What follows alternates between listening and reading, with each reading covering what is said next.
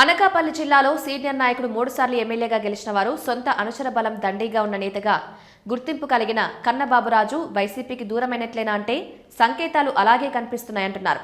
తాజాగా ఆయన పుట్టినరోజు వేడుకల సందర్భంగా కూడా వైసీపీ నేతల హడావిడి లేదు. ఆ మాటకొస్తే గత 2 ఏళ్లుగా ఆయన సైలెంట్గానే ఉంటున్నారు. ఆయన రాజకీయ వ్యూహంలో అది భాగం అంటున్న వారు ఉన్నారు. ఈ నేపథ్యంలో కన్నబాబురాజు తాజాగా వైసీపీకి ఒక భారీ షాక్ ఇచ్చారని అని చెప్పుకుంటున్నారు.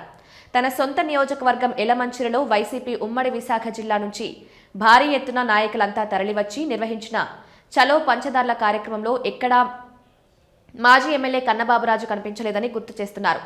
రాంబిల్లి మండలంలోని పంచదారలో అక్రమ మైనింగ్ జరుగుతోందని ఆరోపిస్తూ వైసీపీ చేపట్టిన ఈ భారీ నిరసన కార్యక్రమంలో సీనియర్ నేత మాజీ మంత్రి బొత్స సత్యనారాయణతో పాటు ఇతర నేతలంతా పాల్గొన్నారు.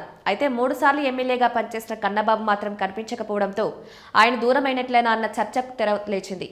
వైసీపీ తరపున 2019లో టికెట్ అందుకుని గెలిచిన కన్నబాబురాజు 2024 ఎన్నికల్లో ఓటమి పాలయ్యారు. తర్వాత కొంతకాలం పాటు ఆయనని నియోజకవర్గం ఇన్ఛార్జిగా పార్టీ నియమించింది. కానీ ఆయన పెద్దగా యాక్టివిటీస్ చేయడం లేదని భావించడమే కాదు, సామాజిక సమీకరణ కోణం నుంచి కూడా ఆలోచన చేసి కాపు సామాజిక వర్గానికి చెందిన మాజీ ఎమ్మెల్యే కరణం ధర్మశ్రీకి ఆ బాధ్యతలను పార్టీ కట్టబెట్టింది. దాంతో కన్నబాబురాజు తీవ్ర అసంతృప్తికి లోనయ్యారని ప్రచారం సాగింది. నాటి నుంచి ఆయనకు వైసీపీకి మధ్య గ్యాప్ ఏర్పడిందని చెప్తున్నారు. ఇదిలా ఉంటే ఆయన వైసీపీలో టెక్నికల్గానే ఉంటున్నట్లుగా ఉంది తప్ప లేరని అంటున్న వారు ఉన్నారు. ఇక వచ్చే ఎన్నికల్లో తన కుమారుడు డీసీసీబీ మాజీ చైర్మన్ అయిన సుకుమార్ వర్మకు ఎమ్మెల్యే టికెట్ కోసం ప్రయత్నిస్తున్నారంటున్నారు.